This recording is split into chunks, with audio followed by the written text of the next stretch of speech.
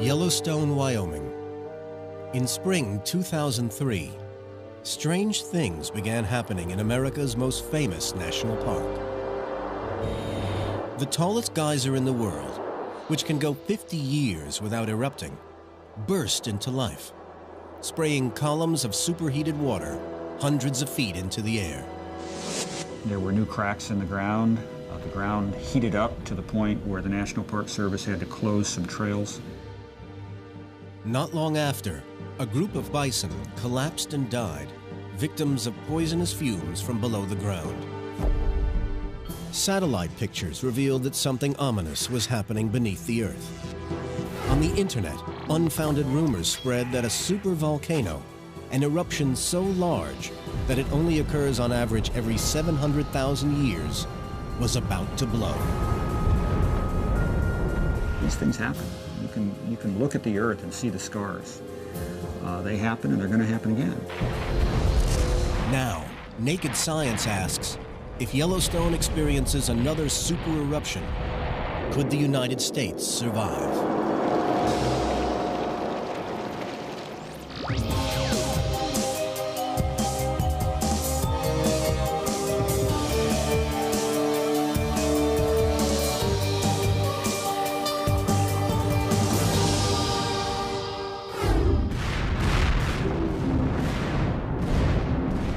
The last supervolcanic eruption occurred 74,000 years ago, an explosion so large that it could wipe out a civilization. But what makes a supervolcano? Supervolcano generates the biggest explosive eruptions that we've ever seen. A single supervolcano explosion is 1,000,000 times bigger than Hiroshima. No ordinary volcano comes close. Regular volcanoes eject millions of cubic feet of ash and debris. Supervolcanoes eject billions. Regular volcanoes can throw ash over an entire state. The ash from a supervolcano could blanket half the United States. Supervolcanoes are real events. Over 20 have been recorded in the history of the Earth, and over half of these happened in North America. Imagine a situation with worldwide famine. People will be literally burnt to a cinder. The results will be catastrophic. We could be seeing 1 billion people dead. We could be seeing the start of a breakdown in the social fabric of the planet. But where will the next supervolcano erupt? Many scientists now believe that an active supervolcano exists under Yellowstone National Park, prompting this not-so-trivial question. If Yellowstone erupted today, could we survive? There's no technology that I can conceive of that could stop a super eruption. It would be very difficult for the United States to survive as it is now.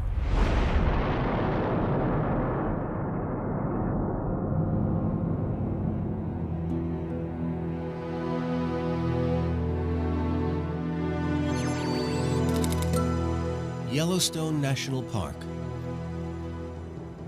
3,400 square miles of protected wilderness situated mostly in northwest Wyoming.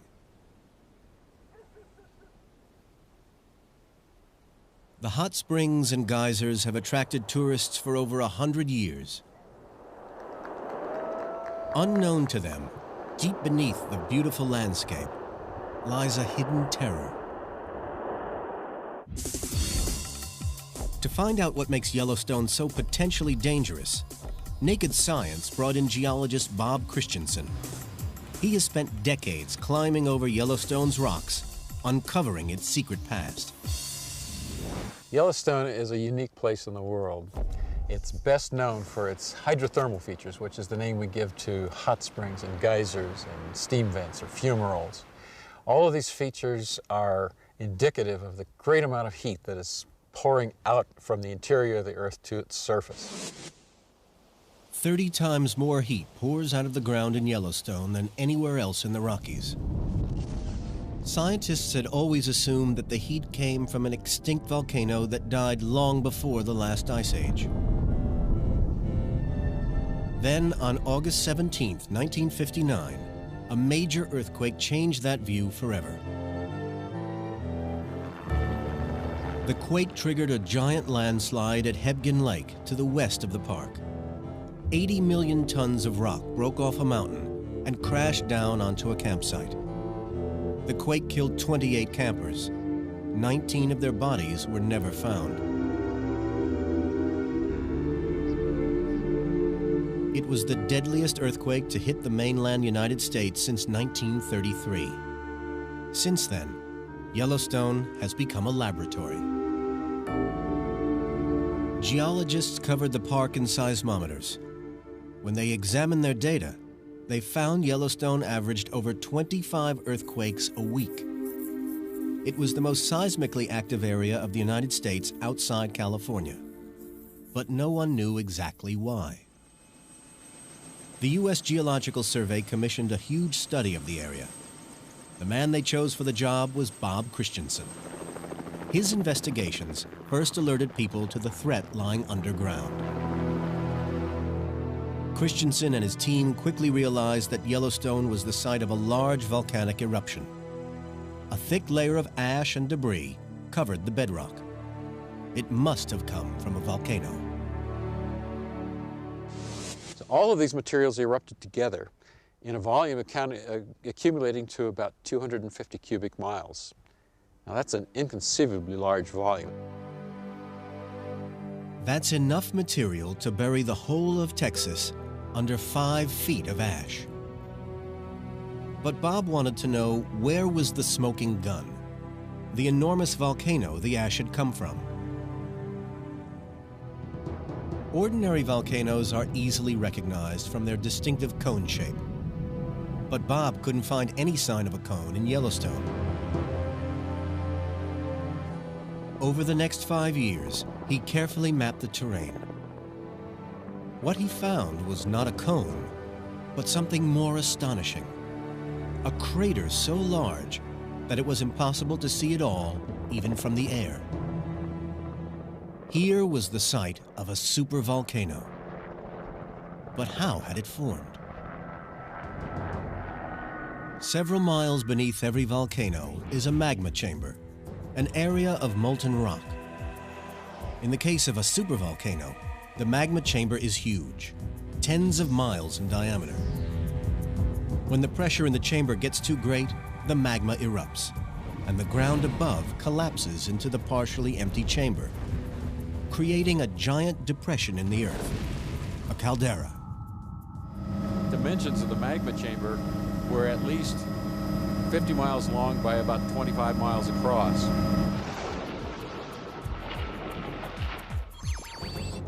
The caldera was enormous. The whole center of Yellowstone Park had once blown out and up. This was the site of an incredible eruption, one so large that it must have affected the whole planet. To understand just how big this eruption was, we compared it to the United States' biggest volcanic eruption in living memory. Mount St. Helens erupted in May 1980, blasting 7 billion tons of rock from the side of the mountain, enough debris to bury Manhattan to a depth of 55 feet. The eruption was equal to 500 Hiroshima nuclear bombs. It flattened an area of forest 3 times the size of Washington, D.C., and sent ash 15 miles into the sky. By any measurement, it was big. But the eruption that created the Yellowstone caldera was much, much bigger, an astonishing 1,000 times greater than the Mount St. Helens blast. But there was another surprise.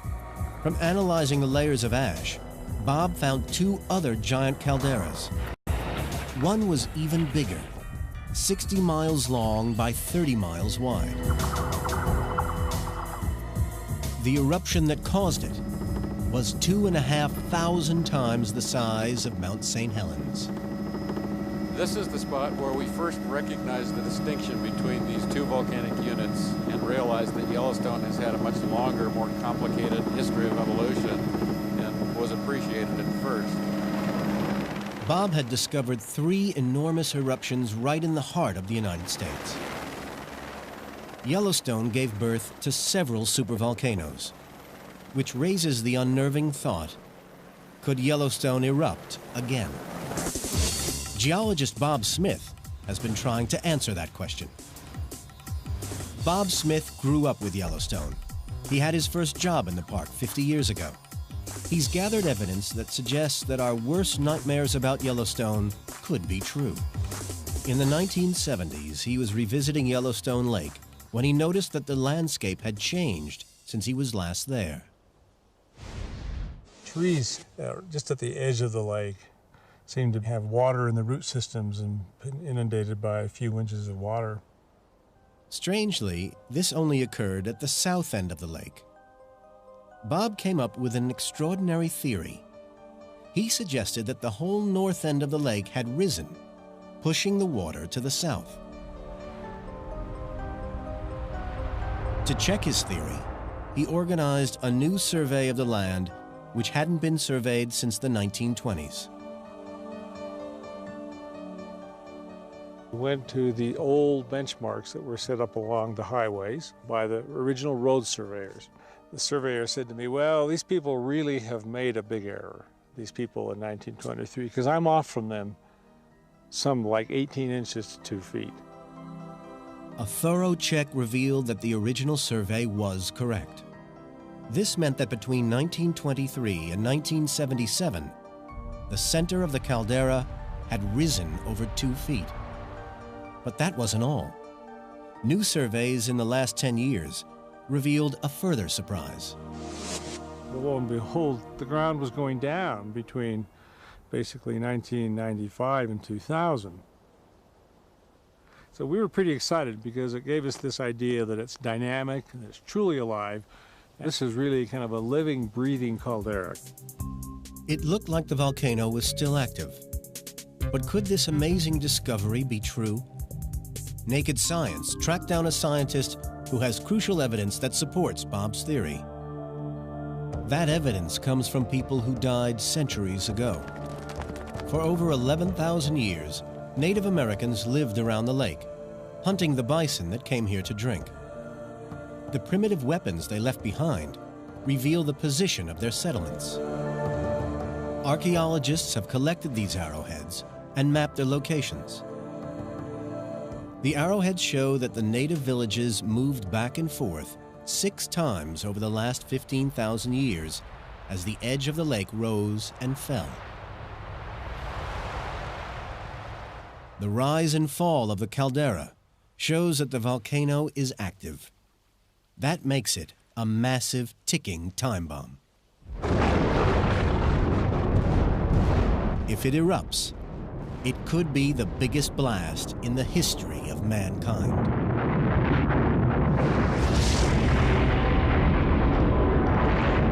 For the first time, Naked Science can show you what will happen if Yellowstone erupts. It's a dramatic spectacle, and the result would be no fun at all.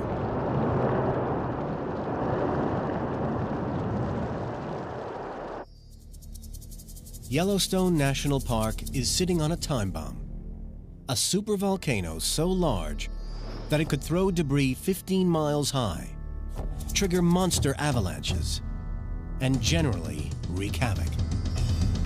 To see if the United States could survive a Yellowstone super eruption, Naked Science needed to know just how big that eruption would be. We traveled to London to meet Bill McGuire, one of the world's leading experts on volcanoes. A supervolcano generates the biggest explosive eruptions that we've ever seen.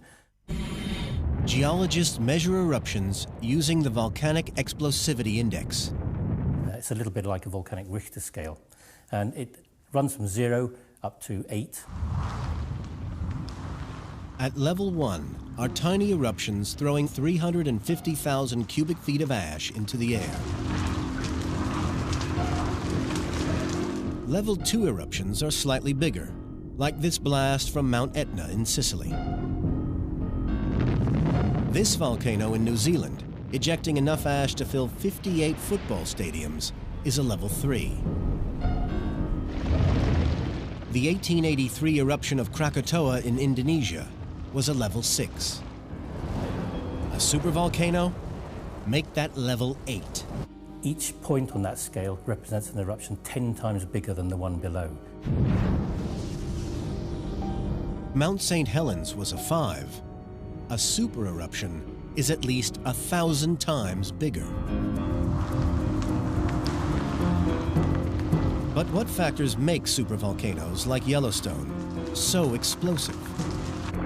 The answer lies in the type of magma or molten rock that triggers the eruption. Quiet volcanoes, like Kilauea in Hawaii, have a very runny magma called basalt. When the magma reaches the surface, any gases trapped within it escape gently. There's no violent eruption. But the magma beneath Yellowstone is completely different. It contains larger amounts of a substance called silica, which can bind vast quantities of explosive gas into the magma. If you combine that binding phenomenon with lots of gas, then you have a recipe for a really big explosion. A supervolcano isn't just the world's biggest bomb. It's a bomb that throws smaller bombs. To see what sort of bang it would make, you need to compare it to the largest man-made explosions ever.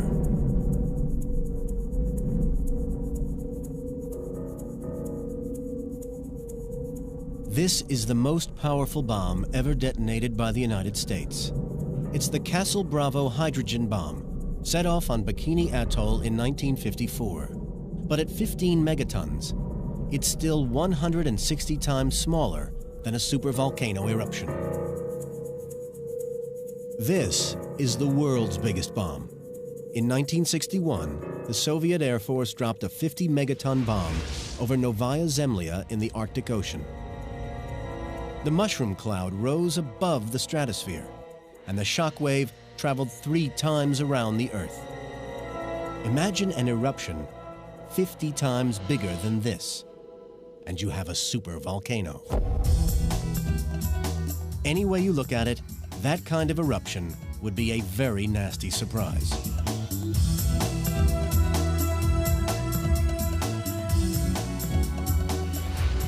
So how will the emergency services know that a super eruption is on the way? All volcanoes warn us that they are about to erupt. The first sign of a Yellowstone eruption would probably be the ground rising. Just before Mount St. Helens erupted, the mountain bulged, growing 5 feet per day. A similar kind of uplift would be likely at Yellowstone. As magma deep below the surface of the Earth rises, it splits the rocks above. In Yellowstone, it would probably lift the whole caldera, an area the size of Houston and Dallas, 10 feet or more into the air. Weeks or even months before a Yellowstone supereruption, these warning signs would trigger the mother of all evacuations. The area 60 miles around the volcano would become a hazard zone. Officials would place on alert the surrounding region, up to 200 miles, readying people for a violent eruption. Roadblock set up, East River Road, no current. As people evacuated the area, geologists would look out for new warning signs that would tell them an eruption is imminent. You start to see swarms of earthquakes as fresh magma moved into the system and broke the rock above it, and it started to rise upwards.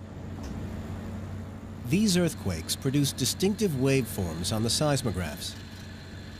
The crack of rocks fracturing creates a signal that starts with a sharp rise and fades quickly. Long before an eruption, swarms of earthquakes would sweep the hazard zone and surrounding area.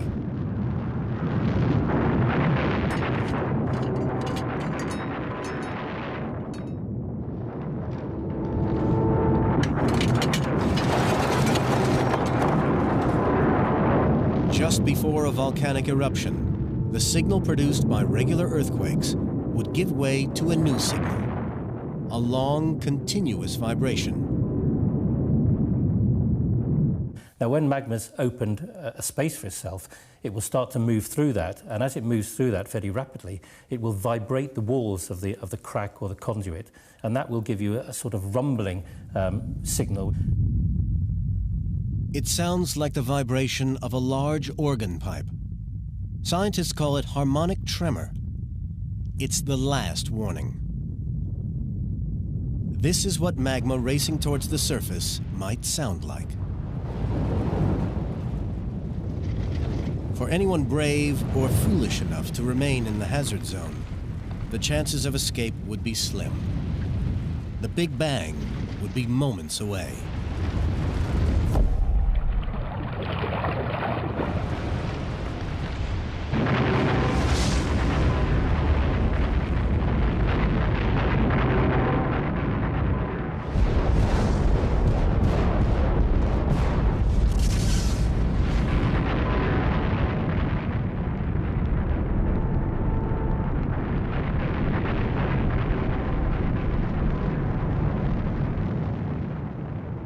The blast of a super eruption would be awesome enough, but it's nothing compared to what would follow. Spreading out from Yellowstone would come one of nature's most deadly forces, violent churning clouds of rock, ash, and gas called pyroclastic flows. Pyroclastic flows are the nastiest of all volcanic phenomena.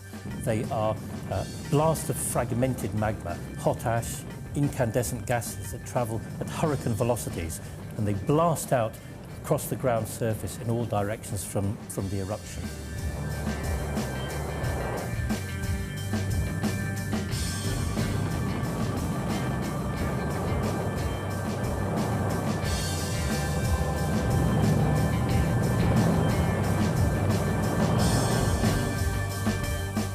It's like an avalanche on steroids. Hidden beneath the turbulent cloud of scalding hot ash is a mass of tumbling rocks. At temperatures as high as 1,500 degrees Fahrenheit, it sweeps down the mountain at high speeds, destroying everything it touches. There's nowhere to run and absolutely nowhere to hide. Death comes pretty quickly, not from the actual burning of the skin outside, but from inhaling these very, very hot gases. And they really wreck the lungs and the throat almost instantaneously. After that, the water in the human tissue is boiled off, and there are cases in some past eruptions where people's skulls are seen popped apart as the brain essentially has exploded. For tangible recent evidence of the nasty nature of pyroclastic flows, Naked Science paid a visit to the Caribbean island of Montserrat.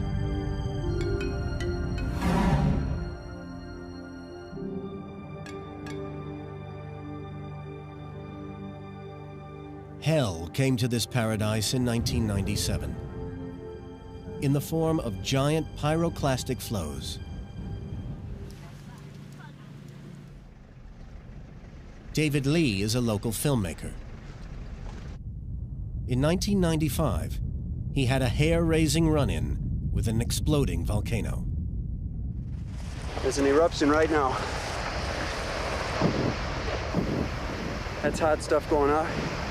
There's rocks coming up, and I'm getting out of here. He had climbed to the summit of the volcano to film it when it erupted.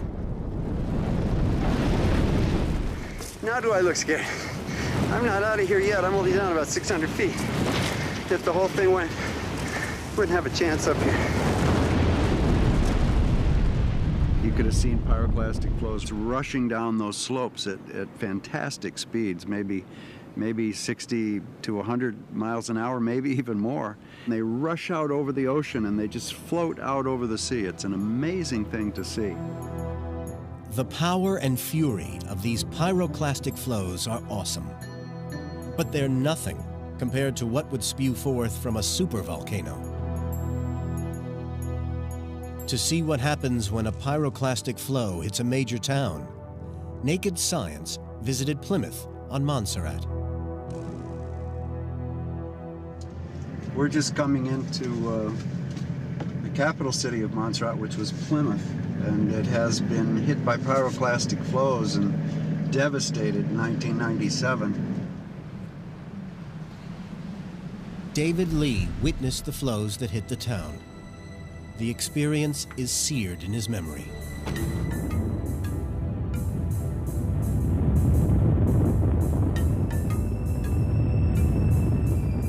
At the daytime, they look like a gray mass. You wouldn't even think they were dangerous, although they're moving quickly.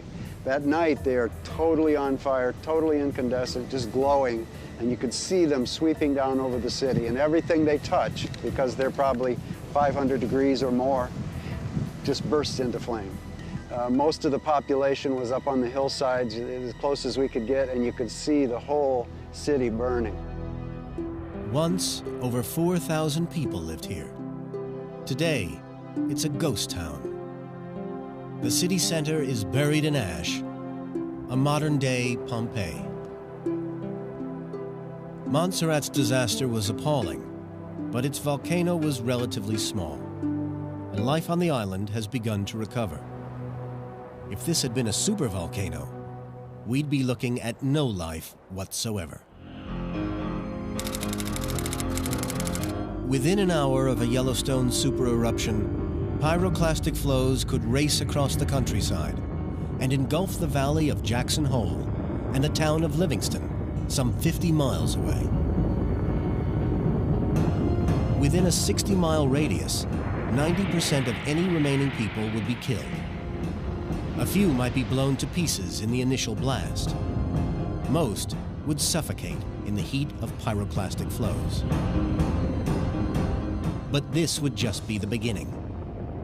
Blowing across the states would be the mother of all ash clouds, an aerial mountain of deadly particles and debris.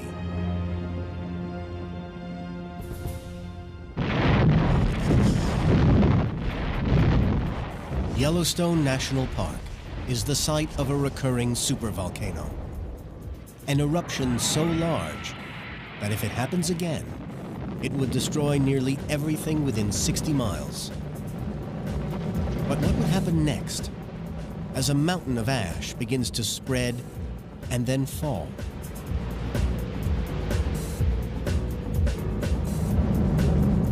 The Yellowstone supereruption could throw ash 15 miles into the atmosphere. The fallout could cover half the United States. 3 days after the eruption, the skies would be dark and deadly. From scientists' predictions, Naked Science has pieced together a picture of the country after 3 days of ashfall.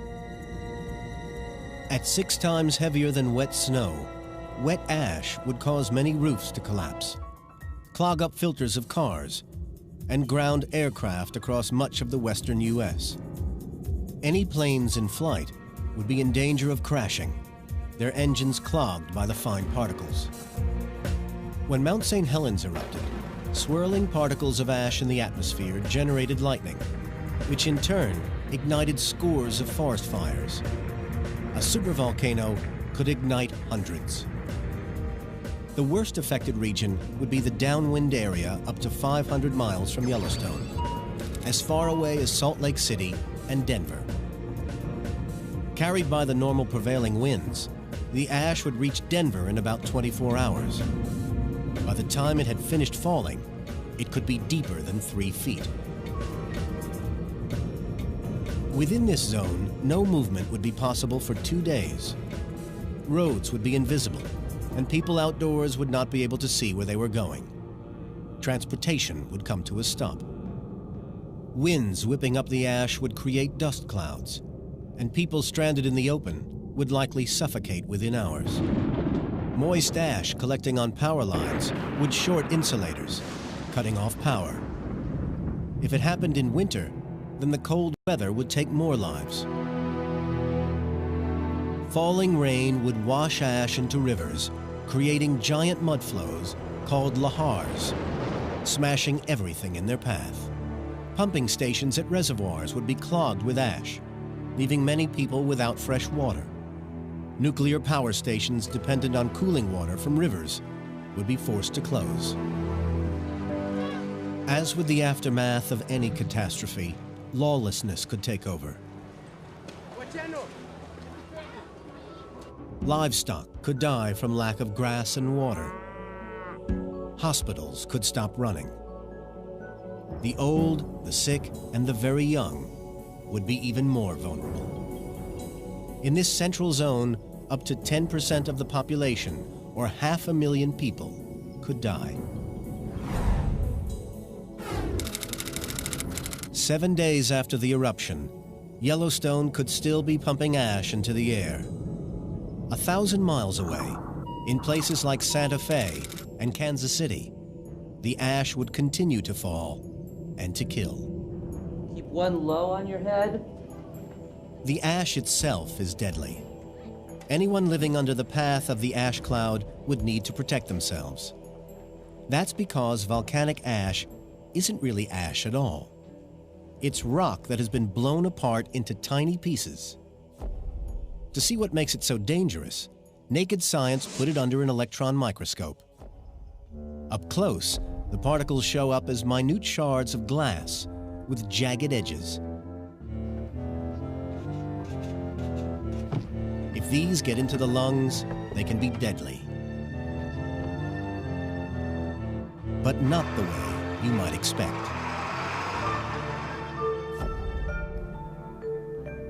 To find out what can happen to people who inhale this ash, Naked Science traveled to Nebraska to meet Mike Voorhees, a respected American paleontologist.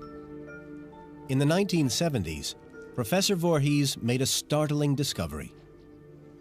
I was prospecting for fossils here and came across this volcanic ash bed. And right at the bottom of the ash bed was a skull of a baby rhinoceros sticking out. It was the start of an incredible find. Underneath 10 feet of ash was an ancient waterhole, full of skeletons of horses, camels, and rhinos. The mass grave contained over 200 animals. All died within days of each other. Scientists suspected the killer was ash, but they had no proof. When the ash was tested, they were shocked to find that it had come from an extinct volcano almost 1,000 miles away in Idaho. Mike's discovery led him to conclude that volcanic ash can kill even 1,000 miles from its source. But how? I think I can demonstrate how it did it. The ash is so fine that it drifts easily on the wind.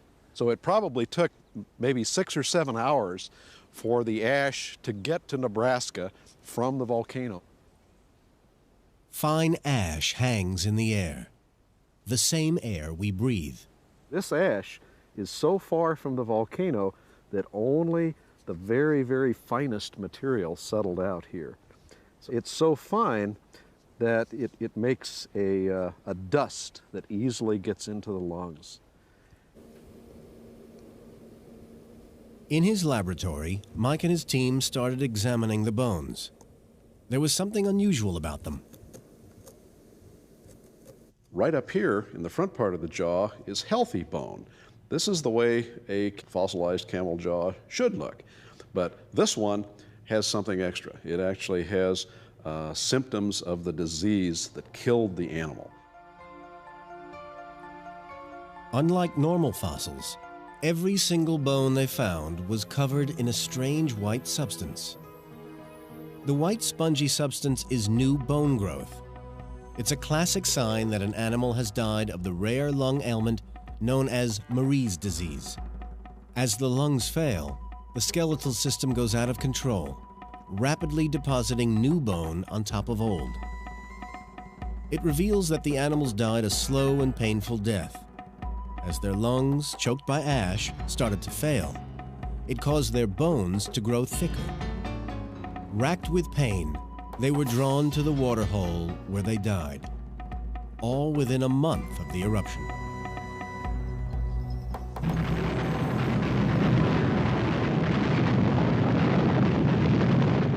If If the Yellowstone supervolcano erupts, no one within 1,000 miles would be safe. Prolonged exposure to the fine ash would guarantee a lingering death from Marie's disease. The death toll from the immediate blast of a Yellowstone eruption would be bad enough. But for those who survive the explosion and even the ash fall, it could get worse. DNA evidence suggests that the last supervolcano eruption created a mini ice age that nearly led to the extinction of the human race. An eruption of the Yellowstone supervolcano would cause widespread devastation across the United States. In the first day, those spared by the initial blast would face pyroclastic flows that would sweep out from Yellowstone, destroying nearly everything within 60 miles.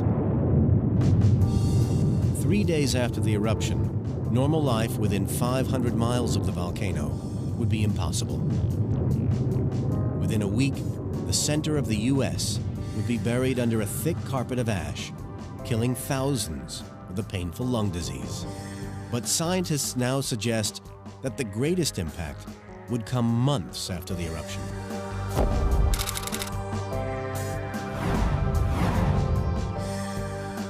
They believe that the deadliest part of a supervolcano eruption is not the ash that falls to the ground, but the gases that stay in the air.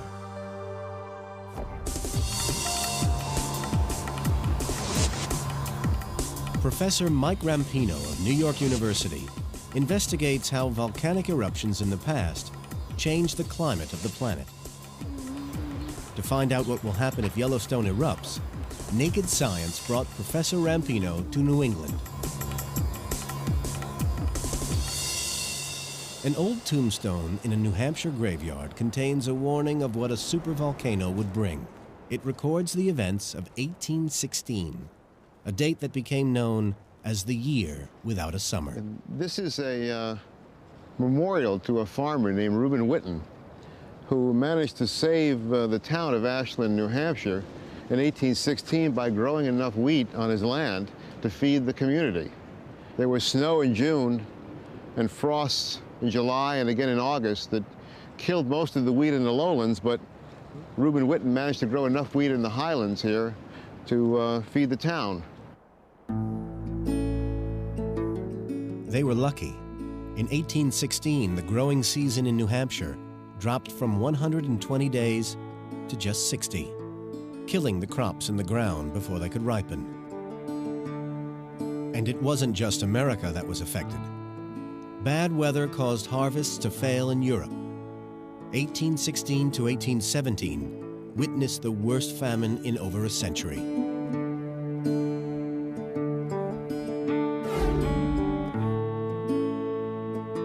The cold weather was believed to be caused by a volcano. To find out more, Mike Rampino went to Harvard University to search the historical records. They show that in 1815, the year before the cold summer, the volcano of Tambora to the east of Java blew its top. Although not a super eruption, this volcano, even at 10,000 miles away, had a far-reaching effect. It's our best clue to what will happen when a supervolcano erupts. Explosive volcanoes put material up into the stratosphere, and the most important thing is they release sulfur dioxide gas, which is converted into sulfuric acid aerosols, little droplets, in the Earth's atmosphere in the stratosphere. Scientists agree that what made Tambora such a killer was the 200 million tons of sulfur dioxide it pumped into the air. These tiny droplets are spread worldwide by the stratospheric winds, and they produce a veil that covers the Earth and cuts out some of the sunlight that's coming in, so that the sun actually appears dimmer. And so less sunlight is warming the Earth, and it's natural then the Earth cools down. This dimmer effect caused the famine of 1816. By some estimates, Tambora killed 71,000 people, twice as many as Krakatoa, mainly through starvation. It's the deadliest volcanic eruption in recorded history. A supervolcano's effect might be even greater. The effect it would have on the atmosphere is much more severe than any of the historic volcanic eruptions like Tambora. And we estimate that the drop in temperature globally after a Yellowstone-sized supereruption would be about 10 degrees Fahrenheit. Now, that is a very severe cooling. Frost and snowfall, and even in equatorial regions. Tropical vegetation has no cold hardiness. So a frost in the tropics would kill off all the above-ground vegetation. And in that kind of situation, the climatic effects, the loss of the growing season for 1 or 2 years, it's been estimated that you could lose billions of people from the Earth's population.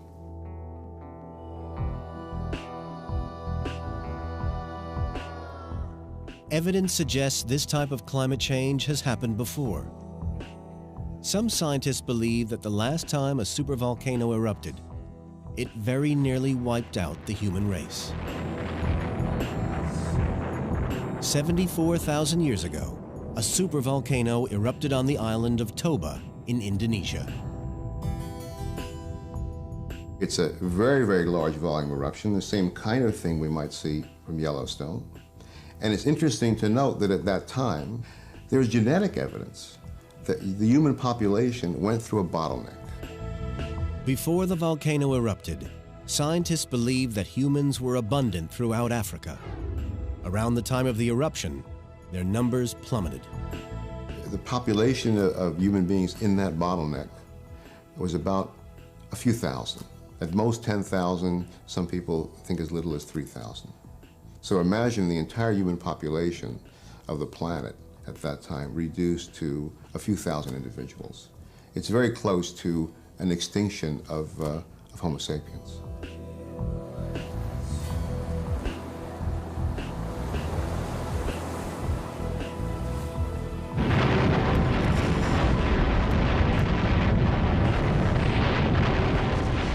According to these scientists, a supervolcano has nearly ended human life once already.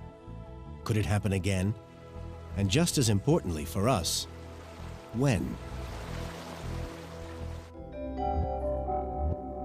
An active supervolcano lies in waiting under Yellowstone National Park. If it were to explode, it could plunge the world into a volcanic winter. As the global temperature dropped, millions could die.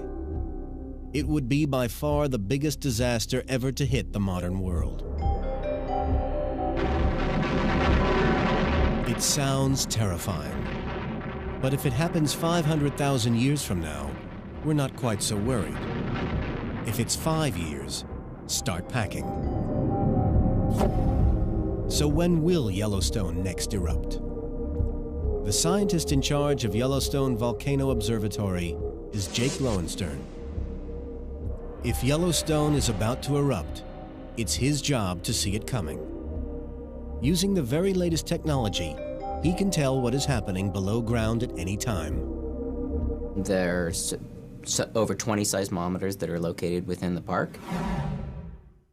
The seismic data is recorded continuously, sent to the University of Utah.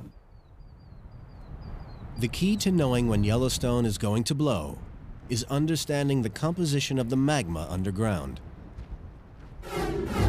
The magma deep below Yellowstone is made of 3 things: gas bubbles, crystals of cooled magma, and a certain percentage of molten rock or melt.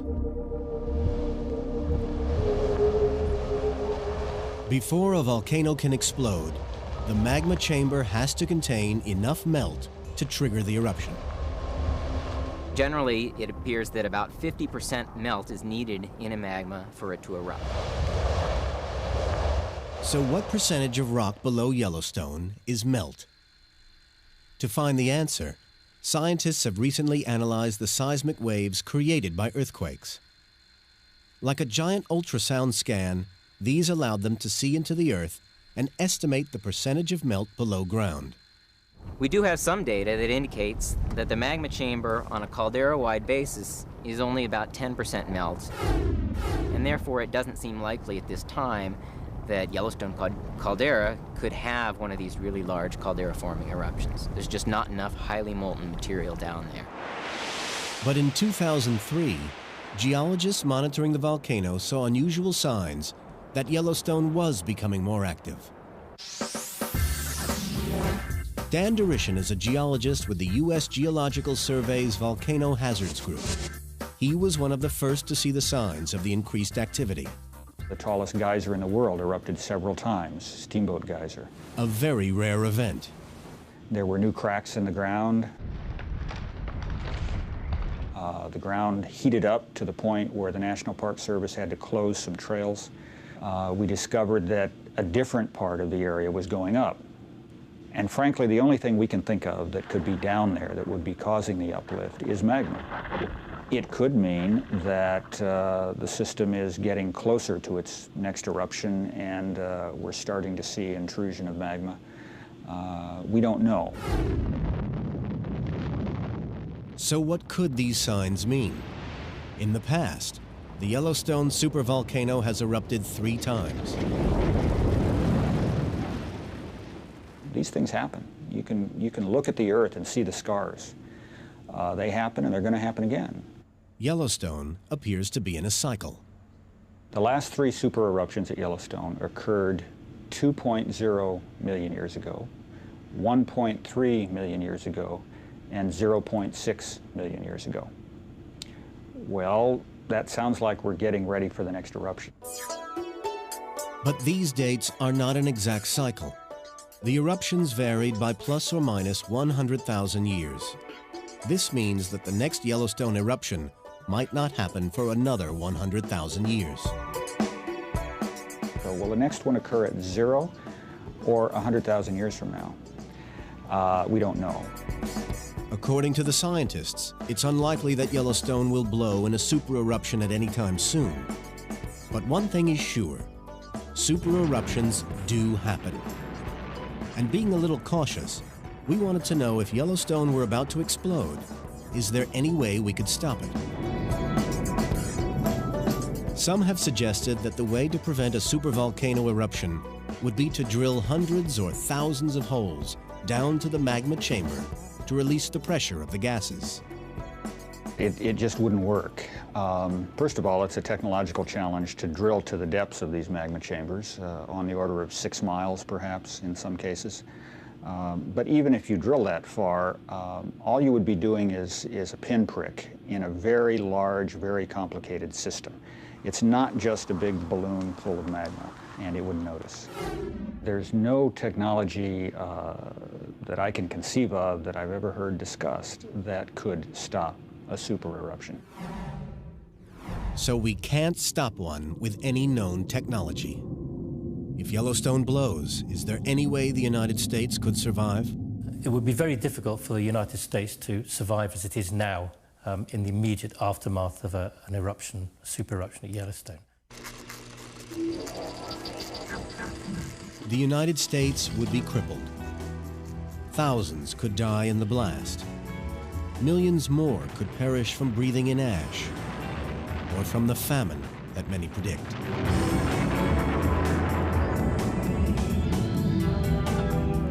But recognizing the danger and detailed disaster planning could yet offer hope.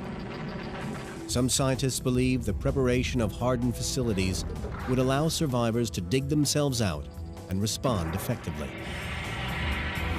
The size of the underground threat means that Yellowstone will be on round-the-clock surveillance for centuries to come. Fortunately for us, supervolcanoes are extremely rare events. On average, one erupts somewhere on Earth every 700,000 years.